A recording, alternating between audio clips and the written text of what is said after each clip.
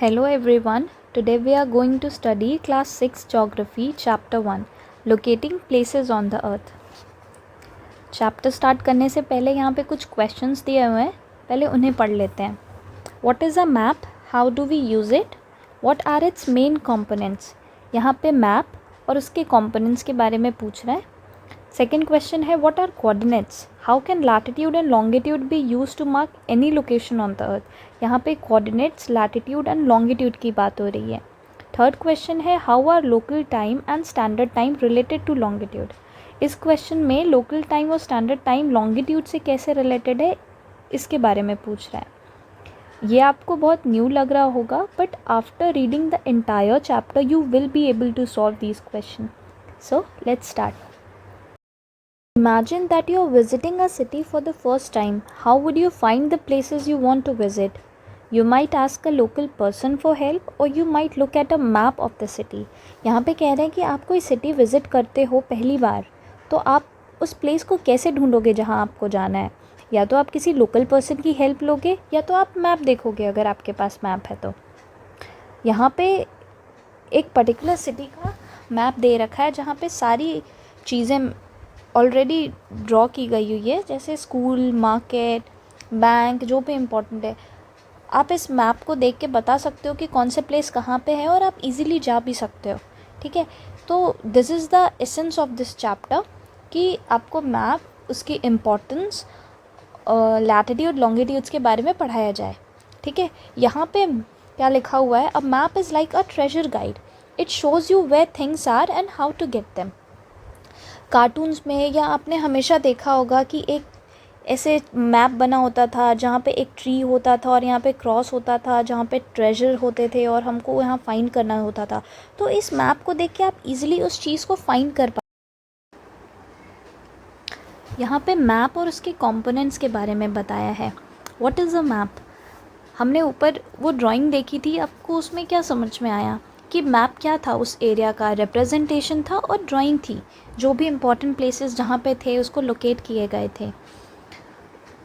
Area small भी हो सकता है, जैसे विलेज, टाउन, हम उसका भी मैप बना सकते हैं. बिगर एरिया भी हो सकता है, जैसे एक डिस्ट्रिक्ट, स्टेट, या वेरी लार्ज एरिया भी हो सकता है, जैसे पूरी इंडिया और पूरा वर्ल्ड. आपने इंडिया का मैप और वर्ल्ड मैप तो देखा ही होगा, तो हम किसी भी प्लेस का मैप बना सकते हैं. ठीक है. एटलस. एटलस क्या होता है? An atlas is a book or collection of maps. ठीक है, एटलस एक ऐसी बुक है जिसमें बहुत सारे मैप्स होते हैं.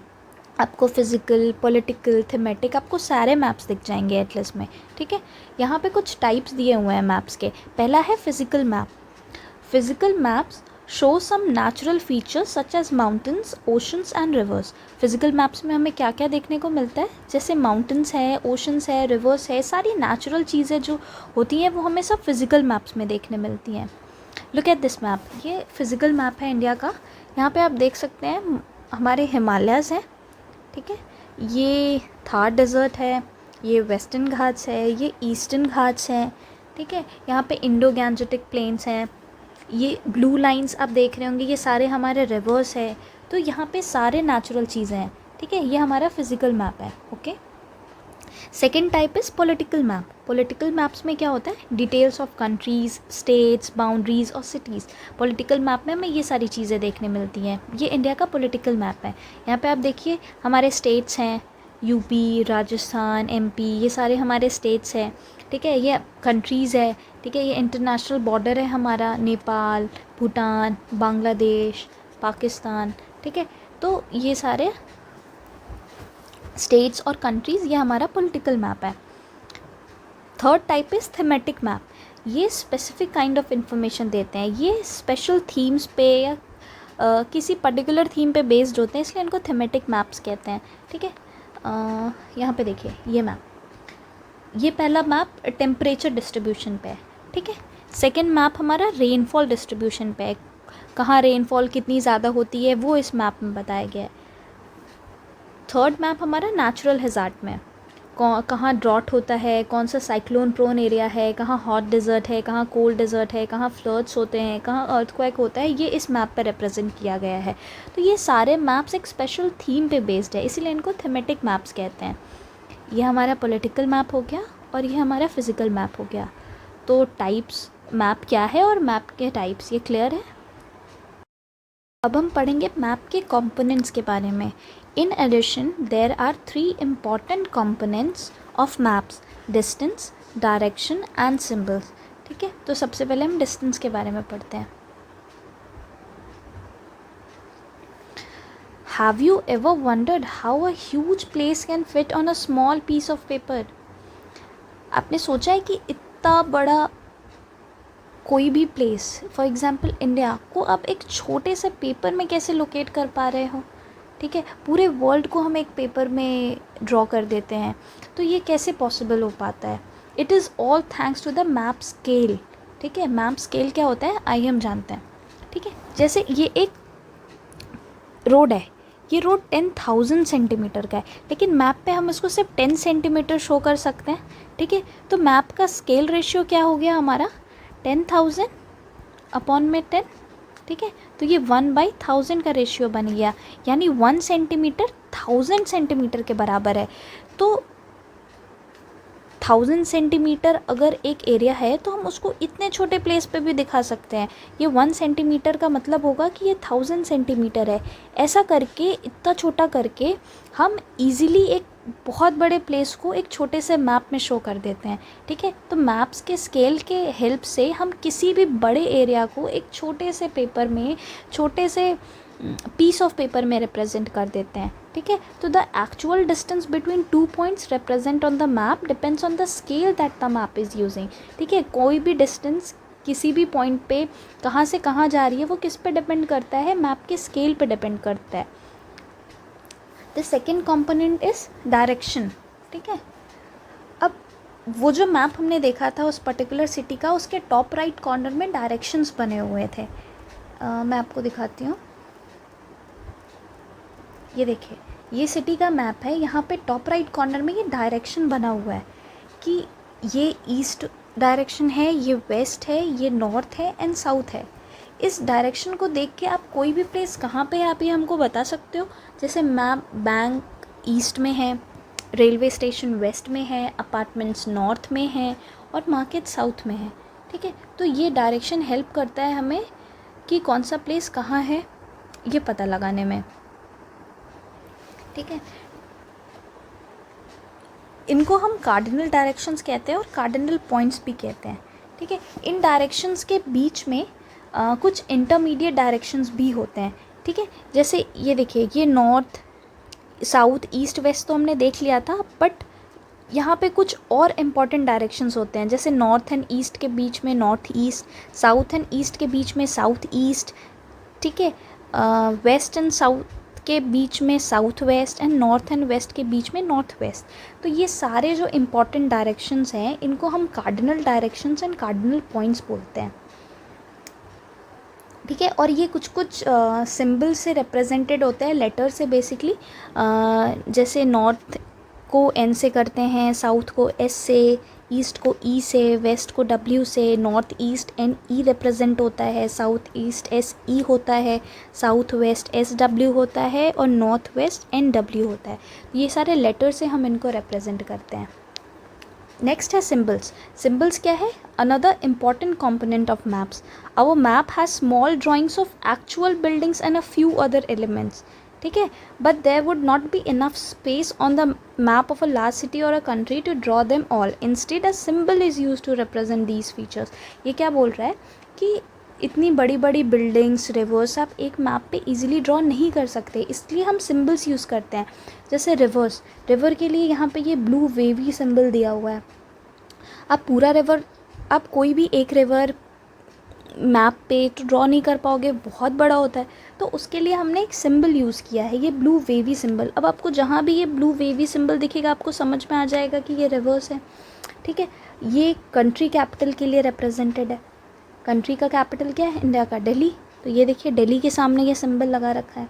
ठीक है, फिर है माउंटेन पीक्स, ये ब्लैक ट्राइंगल रिप्रेजेंट कर रहा है इसको। तो जहाँ जहाँ आपको ब्लैक ट्राइंगल दिखेगा आपको समझ में आ जाएगा कि यहाँ पे माउंटेन पीक्स है।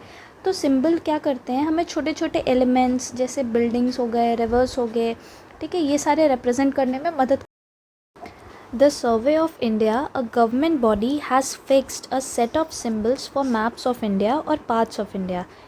ठीक है, द सर्वे ऑफ इंडिया एक गवर्नमेंट बॉडी है, उन्हें कुछ सेट ऑफ सिम्बल्स फिक्स कर रखे हैं जो हम मैप्स में यूज़ कर सकते हैं. तो फिगर 1.2 में सारे सिम्बल्स हैं, ये रहे. ठीक है, जैसे रेलवे लाइंस के लिए ये सिम्बल्स है. ठीक है, मेटल अनमेटल रोड्स के लिए हैं, इंटरनेशनल स्टेट डिस्ट्रिक्ट बाउंड्रीज़ के लिए, river, well, tank, canals, bridge, temple, church, mosque, chhatri, post office, post and telegraph office, police station, settlements and graveyards, trees and grass के लिए. ये सारे सिम्बल्स हैं जो द सर्वे ऑफ इंडिया ने दे रखा है, तो ये हम अपने मैप्स में यूज़ कर सकते हैं. Our next topic is mapping the earth. Mapping the earth is a little more difficult because our planet is not a flat surface. It nearly has the shape of a sphere. We say nearly because it is not a perfect sphere but is slightly flattened at the poles. ठीक है, यहाँ पे क्या कह रहा है कि अर्थ को मैप करना थोड़ा डिफ़िकल्ट है.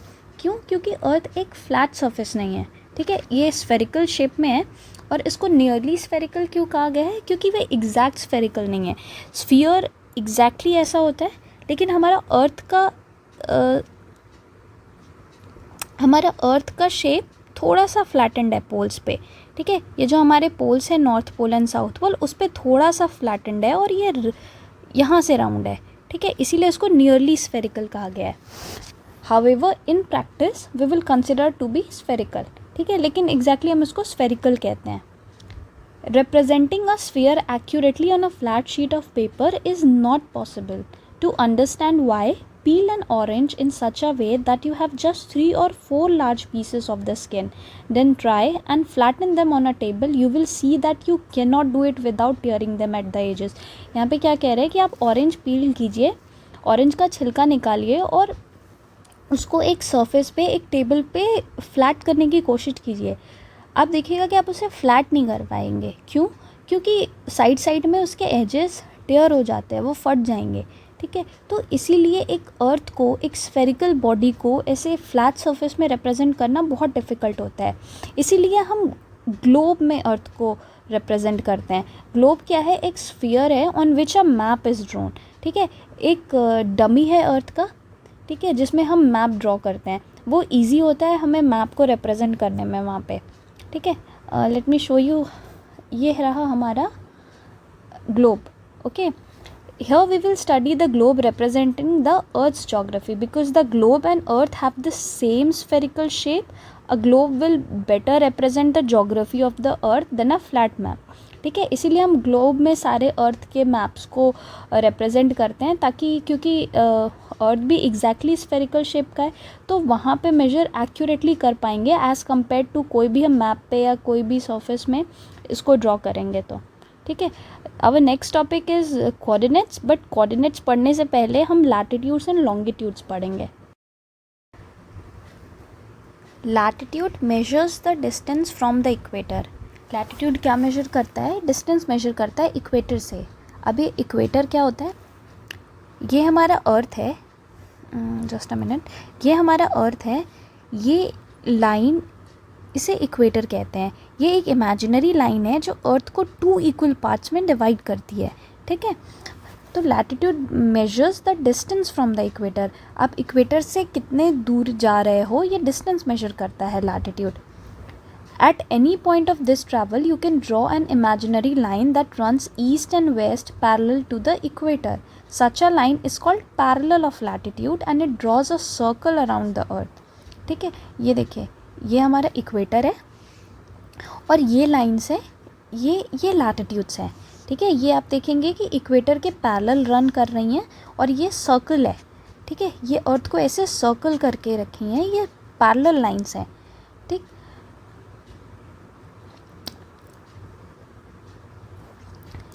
it is easy to note on the globe that the largest circle is the equator, while the circles marked by the parallels of latitude grow smaller as we move northward or southward. ठीक है, यहाँ पे क्या कह रहे हैं कि जो इक्वेटर होता है वो लार्जेस्ट लैटिट्यूड है. क्यों? क्योंकि ये मिडिल में है. ठीक है, अर्थ के मिडिल में है, ज़्यादा स्पेस कवर करती है, तो ये सबसे लार्जेस्ट है। और हम जैसे जैसे ऊपर जाएंगे, ये लैटिट्यूड, हमारी लैटिट्यूड्स छोटी होती जाएंगी। ये हमारा नॉर्थ पोल, ठीक है, नॉर्थ पोल का लैटिट्यूड है ये जैसे जैसे ऊपर जाएंगे ये स्मॉल होता जाएगा, ठीक है, and this being the smallest, ठीक है। Latitudes are expressed in degrees. By convention, the equator is 0 degree, while the latitudes of two poles are 90 degree north and 90 degree south respectively. This is noted as 90 degree N and 90 degree S. ठीक है, equator को हम degrees में represent करते हैं। जो equator होता है वो हमारा 0 डिग्री होता है, और जो नॉर्थ पोल होता है ये 90 डिग्री नॉर्थ है और ये 90 डिग्री साउथ है, ठीक है। ये हमारे north pole and south poles के हैं। और ये कुछ और important latitudes 30 degree north and south, ठीक है, and 60 degree north and south, ये हमारे कुछ इम्पॉर्टेंट लैटिट्यूड्स हैं। There is a connection between latitude and climate. Around the equator the climate is generally hot, it is called torrid. As you travel away from the equator towards one of the two poles, in other words, as your latitude increases, the climate becomes more moderate or temperate, and closer to the north or south pole, the climate grows colder or frigid. ठीक है, यहाँ पे क्या कह रहे हैं कि ये जो इक्वेटर होता है ये हॉट होता है, ठीक है, ये टॉरिड जोन होता है। क्यों ये हॉट होता है? क्योंकि जो सन रेज़ है, ये हमारा सन है, और ये जो सन रेज़ है ये डायरेक्ट इक्वेटर पे फॉल करते हैं और पोल्स पे ऐसे स्लैंटिंग रेज़ जाते हैं, जिसके कारण इक्वेटर पे ज़्यादा गर्मी होती है। और हम जैसे जैसे इक्वेटर के ऊपर जाते हैं या इक्वेटर से दूर जाते हैं तो यहाँ पे टेम्परेचर मॉडरेट हो जाता है, ठीक है, यहाँ पे टेम्परेट जोन्स है, ये टेम्परेचर मॉडरेट हो जाता है। और हम जैसे जैसे पोल्स के पास आते हैं यहाँ पे हमें एक्सट्रीम क्लाइमेट देखने को मिलता है। यहाँ एक्सट्रीमली कोल्ड होता है, इसको हम फ्रिजिड कहते हैं, ठीक है। तो यहाँ पे कनेक्शंस है बिटवीन लैटिट्यूड एंड क्लाइमेट, ठीक है, क्लाइमेट और लैटिट्यूड में एक कनेक्शन है। लैटिट्यूड्स क्लाइमेट डिफ़ाइन करता है किसी भी पर्टिकुलर एरिया का। अगर इक्वेटर है तो यहाँ पे हॉट टेम्परेचर होगा, जिसको हम टॉरिड जोन बोलेंगे। और जैसे जैसे हम इक्वेटर से दूर जाएंगे नॉर्थवर्ड और साउथवर्ड, तो हमारा टेम्परेचर मॉडरेट होता जाएगा, टेम्परेट होता जाएगा। और जैसे ही हम पोल्स पे पहुँचेंगे, यहाँ नॉर्थ पोल और साउथ पोल्स में हमें एक्सट्रीम क्लाइमेट देखने मिलेगा, कोल्ड क्लाइमेट, जिसको हम फ्रिजिड जोन भी कहते हैं, ठीक है। Now we'll read longitudes. Imagine now that you travel from the North Pole to the South Pole by the shortest possible line. Observe the globe. You will see that instead of passing through Europe and Africa, you could just as well pass through Asia. The distance would be the same. यहाँ पे क्या कह रहे हैं कि आपको जो अर्थ का नॉर्थ पोल है और साउथ पोल है उसको यहाँ से यहाँ ट्रैवल करना है, तो ज़रूरी नहीं है कि आप ये वाला जो डिस्टेंस है यूरोप एंड अफ्रीका का वहाँ से ट्रैवल करो, आप एशिया वाली लाइन से भी ट्रैवल कर सकते हो, सबका डिस्टेंस सेम होगा, ठीक है। ये सारे ही डिस्टेंस, ये जितने भी आपको लाइंस दिख रहे हैं नॉर्थ पोल से साउथ पोल, इन सब का डिस्टेंस सेम है। These lines are called meridians of longitudes. They are all half circles running from one pole to the other. ठीक है, इनको मेरिडियंस ऑफ लॉन्गिट्यूड्स कहते हैं। ये सारे हाफ सर्कल्स हैं जो एक पोल से दूसरे पोल की ओर जा रहे हैं। ये देखिए, ये सारे हाफ सर्कल्स हैं जो कि नॉर्थ पोल से साउथ पोल्स जाते हैं। इन सब का डिस्टेंस सेम होगा, सबका मेजरमेंट सेम होगा। तो आप कहीं भी नॉर्थ पोल से साउथ पोल जाते हैं तो आपको इक्वल डिस्टेंस पड़ेगा।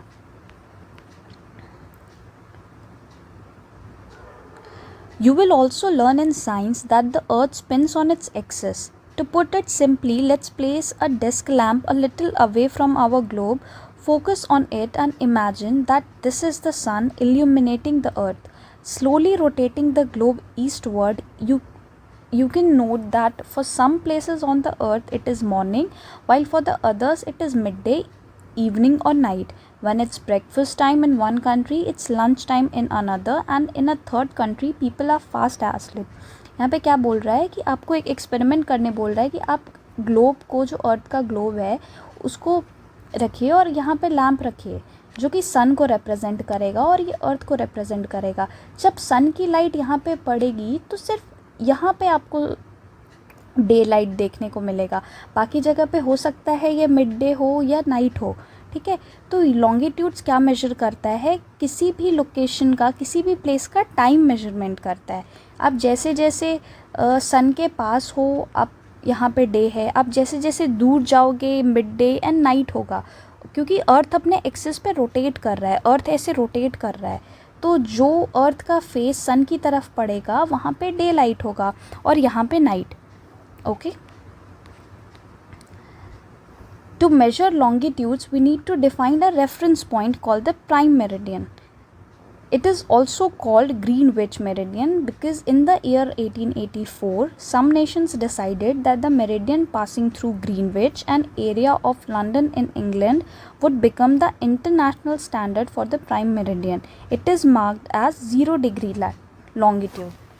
यहाँ पे क्या कह रहे हैं कि लॉन्गिट्यूड मेजर करने के लिए हमको एक रेफरेंस पॉइंट बनाना पड़ेगा। जैसे लैटिट्यूड मेजर करने के लिए हमने एक रेफरेंस पॉइंट बनाया था ना, इक्वेटर का जो 0 डिग्री था, उसके आगे जो भी लाइंस जा रही थी वो सारी लैटिट्यूड थी और इक्वेटर से ही हम मेजर कर रहे थे। वैसे ही लॉन्गिट्यूड को मेजर करने के लिए भी एक रेफरेंस पॉइंट बनाया जाएगा और वो रेफरेंस पॉइंट प्राइम मेरिडियन को माना गया था, ठीक है। ये ग्रीनविच लंदन से पास होता है। कुछ नेशंस ने डिसाइड किया था 1884 में कि इसी को रेफरेंस पॉइंट मानेंगे, ठीक है। तो यहाँ से ये हमारा प्राइम मेरिडियन है, ठीक है। यहाँ पे कोई यहाँ पे लंदन होगा, यहाँ से ये जाता है, ये 0 डिग्री है, ये रेफरेंस पॉइंट है। और जैसे जैसे हम यहाँ से दूर जाते जाते हैं, हमारी ईस्टवर्ड और वेस्टवर्ड हमारी डिग्रीज चेंज होती जाती हैं। ये 0 डिग्री है और जैसे जैसे हम मूव होते जाएंगे हमारी डिग्रीज चेंज होती जाएंगी। Just as latitude is a measure of the distance from the equator if you travel towards one of the poles, longitude is a measure of the distance from the prime meridian if you travel along the equator, ठीक है। जो अभी मैंने बताया वही ये बता रहे हैं कि जैसे आप इक्वेटर से दूर जाते हो तो वो आपका डिस्टेंस पोल्स की तरफ मेजर करता है, वैसे ही लॉन्गिट्यूड से आप जाते हो तो वो प्राइम मेरिडियन के से डिस्टेंस मेजर करते हैं। Longitude too is measured in degrees, westward or eastward. It increases in value from 0 degree to 180 degree with the letter W or E added. Equator में हम जब मेजर करते थे तो ऊपर जैसे जैसे लैटिट्यूड जाता था वो नॉर्थवर्ड एंड साउथवर्ड होता था, और लॉन्गिट्यूड में हम जैसे जैसे इधर जाएंगे ये ईस्टवर्ड और वेस्टवर्ड डिनोट करेगा, ठीक है, with letter E and W. Latitude and longitude together are the two coordinates of a place, ठीक है। लैटिट्यूड एंड लॉन्गिट्यूड ही मिलाकर कोऑर्डिनेट्स बनते हैं। आपको किसी भी प्लेस को लोकेट करना हो मैप में, या आपको किसी भी प्लेस का एग्जैक्ट लोकेशन पता हो, तो लैटिट्यूड और लॉन्गिट्यूड की हेल्प से आप उसको एग्जैक्टली फाइंड कर सकते हैं। For example, Delhi lies at 29 degree N latitude and 77 degree E longitude. आपको एक चीज़ तो क्लियर हो गई होगी कि एन और साउथ लैटिट्यूड डिनोट करता है एंड ईस्ट और west E and W longitude को डिनोट करता है। तो दिल्ली कहाँ लाई करता है, 29 डिग्री एन लैटिट्यूड में एंड 77 डिग्री ई लॉन्गिट्यूड में। तो ये मैप है, यहाँ पे हम दिल्ली देखते हैं, दिल्ली यहाँ पे, ठीक है। ये एग्जैक्टली कहाँ लाई कर रहा है, यहाँ 77 डिग्री ईस्ट में, और इसका लैटिट्यूड क्या होगा 29 डिग्री नॉर्थ। अब आप इस चीज़ को देख के किसी भी प्लेस के कोऑर्डिनेट्स निकाल सकते हैं, या आपको कोऑर्डिनेट्स पता हो तो कोई भी प्लेस कहाँ है आप ये एग्जैक्टली फाइंड कर सकते हैं। तो लैटिट्यूड लॉन्गिट्यूड ही मिलाकर कोऑर्डिनेट्स बनते हैं जिससे आप इजीली किसी भी प्लेस को लोकेट कर सकते हैं। All these lines together constitute a grid for the globe. They are also called grid lines. ये जो भी lines हैं हमारी longitudes हैं ये, ठीक है, और ये latitudes है, ये सारी lines मिला के इसको grid बोलते हैं, और यही globe का grid lines है, इसको grid lines कहते हैं। ये देखिए यहाँ पे ये अर्थ का मॉडल है, यहाँ पे ये longitude है हमारा, और ये सारे हमारे लैटिट्यूड्स है। ये सारी लाइंस को मिला के इनको ग्रिड लाइंस कहते हैं, और ये ग्लोब का ग्रिड होता है। The Greenwich meridian is not the first meridian There were others in the past. In fact, many centuries before Europe, India had a prime meridian of its own. यहाँ पे कह रहा है कि जो ग्रीनविच मेरिडियन है ये पहला मेरिडियन नहीं है, ठीक है, पास्ट में और भी मेरिडियंस थे, और यूरोप से पहले इंडिया के पास खुद का प्राइम मेरिडियन था जिसको हम मध्य रेखा कहते हैं।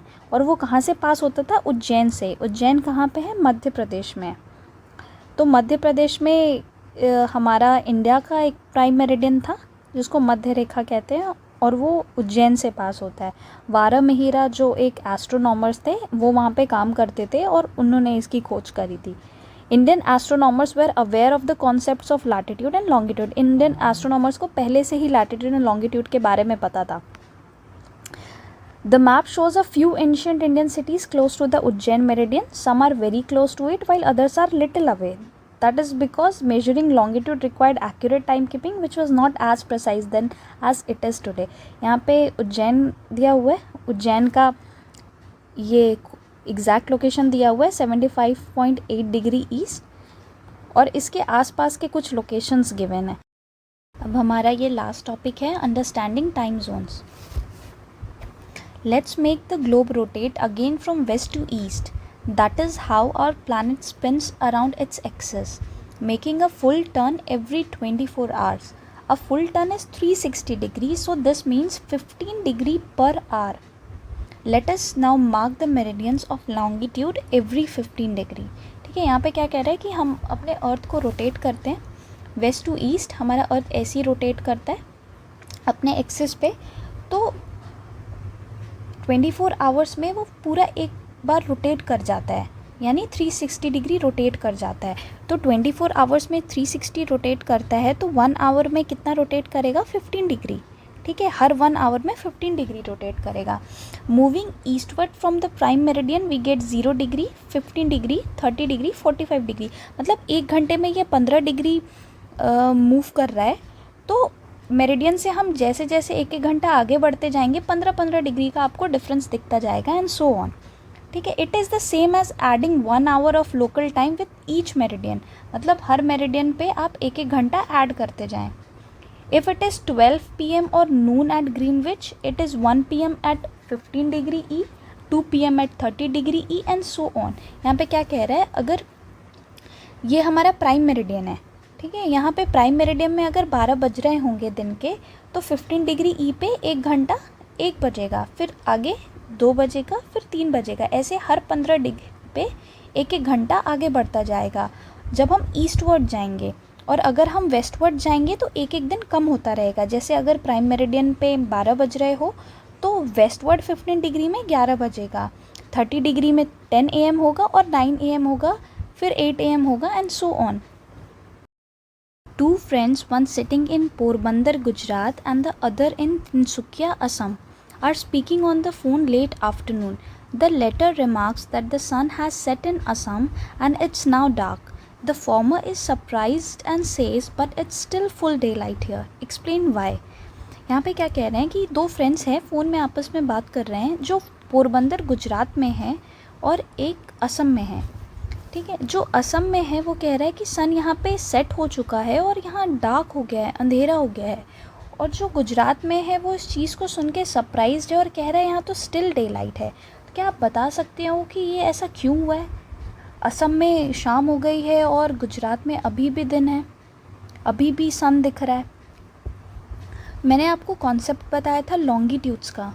चलिए असम एंड गुजरात का लॉन्गिट्यूड्स देखते हैं। असम कहाँ है? असम यहाँ पे है, ईस्टवर्ड लाई करता है, और गुजरात वेस्टवर्ड लाई करता है। आपको पता है सन ईस्ट से राइज होता है और वेस्ट में सेट होता है। ठीक है, तो यहाँ से अगर सन वेस्टवर्ड शिफ्ट होगा तो यहाँ पे तो कम्प्लीटली डार्क हो जाएगा, और यहाँ पे फिर भी उसके सनलाइट दिखेगी। तो वो 2 फ्रेंड्स बात कर रहे थे, तो यहाँ पे अंधेरा हो चुका था, शाम हो चुकी थी, लेकिन फिर भी यहाँ पे डे लाइट था। ये डिफरेंस क्यों क्रिएट हो रहा है? क्योंकि ये सारे स्टेट्स, ये जितने भी स्टेट्स आपको दिख रहे हैं इंडिया के, वो डिफरेंट लॉन्गिट्यूड्स पे लाई करते हैं, और लॉन्गिट्यूड्स एक प्लेस का टाइम बताता है। तो इन लॉन्गिट्यूड्स के कारण यहाँ पे टाइम डिफरेंस है।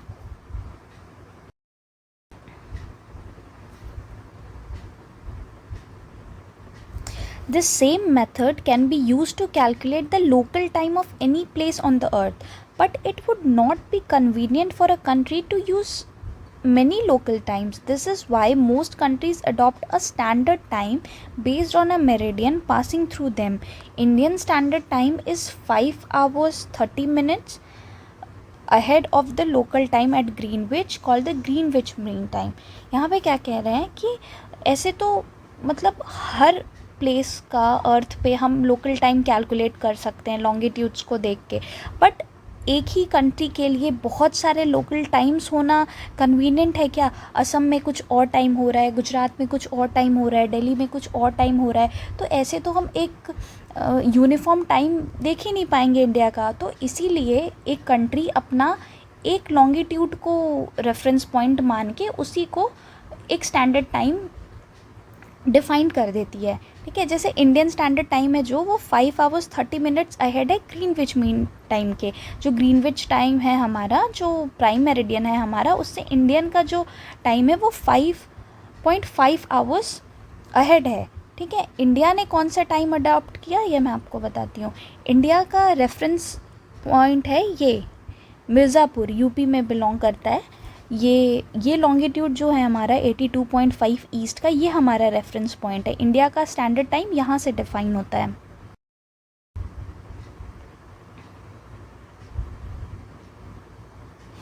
All these standard times are organized in time zones which broadly follow the zones of 15 degree in the graph.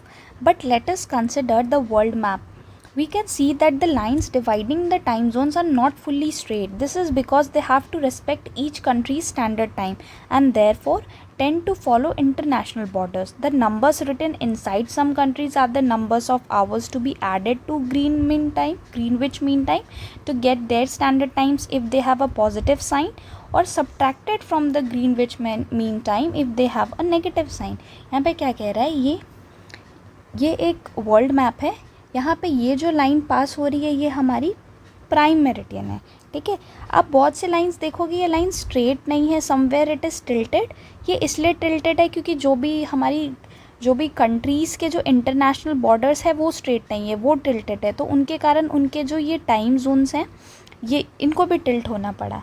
ठीक है, यहाँ पे क्या बोल रहे हैं कि ये जो भी एरियाज़ है, जैसे ये अफ्रीका के कुछ कंट्रीज़ हैं, यहाँ पे यूरोप के कुछ कंट्रीज़ है, ये इंडिया है, तो ये जो भी टाइम दे रखा है, जहाँ जहाँ प्लस की साइन दे रखी है वो ग्रीनविच टाइम में से हमको उतना प्लस करना है। जैसे इंडिया का यहाँ पे 5.5 घंटे दे रखा है। ठीक है, तो अगर यहाँ पे 12 बज रहे होंगे दिन के, तो इंडिया में हो रहे होंगे शाम के 5:30। तो ऐसे ही ये जितने भी कंट्रीज़ है, जैसे ये अफ्रीका का एक कंट्री है, वहाँ पे कितना बज रहा होगा? अगर यहाँ पे 12 बज रहा होगा तो यहाँ पे 1 PM हो रहा होगा क्योंकि यहाँ पे 1 है। ठीक है, ऐसे ही जैसे जैसे हम आगे बढ़ते जाएंगे वैसे वैसे ये जो भी टाइम दिया हुआ है वहाँ का स्टैंडर्ड टाइम निकालने के लिए हम ग्रीनविच मीन टाइम में उसको प्लस कर देंगे। और सिमिलरली वेस्टवर्ड हम जाएंगे तो ये जो भी टाइम गिवन है हम उसको माइनस कर देंगे ग्रीनविच टाइम में। जो भी ये यहाँ पे प्लेस है साउथ अमेरिका में, अगर हमको इसका स्टैंडर्ड टाइम निकालना होगा तो हम इसको ग्रीनविच में से इतना माइनस कर देंगे। ओके, तो ऐसे हम किसी भी प्लेस का स्टैंडर्ड टाइम निकाल सकते हैं। From the above explanation, it may seem as if every country has one standard time. That is not always the case. Some countries like Russia, Canada, or the USA are too large to have a single time zone. The USA has 6 time zones and Russia has 11, which means that traveling across Russia from east to west, you will need to readjust your watch 10 times to align with the local time. यहाँ पे क्या कह रहा है कि ज़रूरी नहीं है कि हर कंट्री का एक सिंगल स्टैंडर्ड टाइम हो। ठीक है, जो बहुत बड़ी कंट्रीज़ है जैसे रशिया, कनाडा, यूएसए, इनके पास कई लोकल टाइम जोन्स है। जैसे यूएसए के पास 6 टाइम जोन्स है, रशिया के पास 11 है। इसका मतलब आप रशिया में अगर ट्रैवल करोगे तो ईस्ट टू वेस्ट जाओगे तो आपको कितनी बार अपने वॉच को रीएडजस्ट करना पड़ेगा क्योंकि इनके पास डिफरेंट टाइम जोन्स हैं। Similarly, the globe in figure 1.9 centered on India shows standard times with respect to GMT for a few countries. Finally, while the prime meridian was fixed at Greenwich, the opposite line at approximately 180 degree longitude is called the international date line. As you can see on the map, the +12 and the -12 time zones touch each other at this line. If you cross it by a ship or plane, you need to change the date in your watch. यहाँ पे क्या कह रहे हैं कि यहाँ पे हमारा ग्रीनविच मेरिडियन है, इसके जस्ट ऑपोजिट में अप्रॉक्सीमेटली 180 डिग्री में ये ऑपोजिट लाइन है. यहाँ पे इस लाइन को हम इंटरनेशनल डेट लाइन कहते हैं. यहाँ पे ये +12 और -12 टाइम जोन्स की बाउंड्री टच हो रही है. ये लाइन हमारा इंटरनेशनल डेट लाइन है. ये वेवी क्यों है? क्योंकि जो भी कंट्रीज़ के इंटरनेशनल बाउंड्रीज़ है उनको अवॉइड करने के लिए, क्योंकि एक ही कंट्रीज़ में different time and date zones नहीं हो सकते हैं. Traveling eastward, you subtract a day, say from Monday to Sunday. If you cross it traveling westward, you add a day from Sunday to Monday. ठीक है, अगर आप eastward, ये international date line है, अगर आप इसके ईस्टवर्ड ट्रैवल करते हो तो आप एक दिन सब्ट्रैक्ट करते हो, आप बेसिकली दिन गेन करते हो एक. अगर आप मंडे को यहाँ से यहाँ ट्रैवल करते हो तो वो संडे हो जाएगा यहाँ पे आके. और अगर आप वेस्टवर्ड ट्रैवल करते हो तो आपको एक दिन ऐड करना पड़ेगा. जैसे यहाँ पे संडे है तो आप डेट लाइन क्रॉस करोगे तो वो मंडे हो जाएगा, तो यहाँ पे आप लूज़ करोगे. We said that the international date line in approximately at 180 degree longitude as it deviates in places to avoid dividing some countries into 2 different days. अब एक ही कंट्री में 2 दिन तो हो नहीं सकते हैं कि संडे भी है और मंडे भी है, इसीलिए कुछ जगह पे ये डिविएट किया हुआ है ताकि अवॉइड कर सके. और जैसे ही हम इसको क्रॉस करेंगे, ईस्टवर्ड जाएंगे तो हमको एक दिन एक्स्ट्रा मिल जाएगा. मंडे है तो यहाँ संडे मिल जाएगा, ठीक है. और अगर हम वेस्टवर्ड ट्रैवल करेंगे तो हम एक दिन लूज़ करेंगे. अगर संडे है तो ये मंडे हो जाएगा. ओके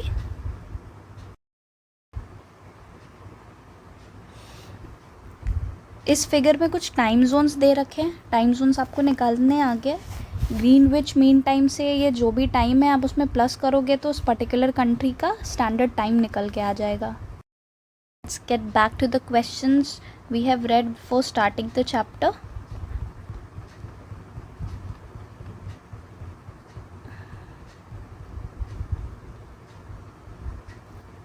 ये questions: what is a map, how do we use it, main components, coordinates, latitude, longitudes, local time, standard time. I hope ये सारे कॉन्सेप्ट्स आपको क्लियर हो गए हों. You are new to my channel, please subscribe and click on the bell icon for the latest updates. Thank you.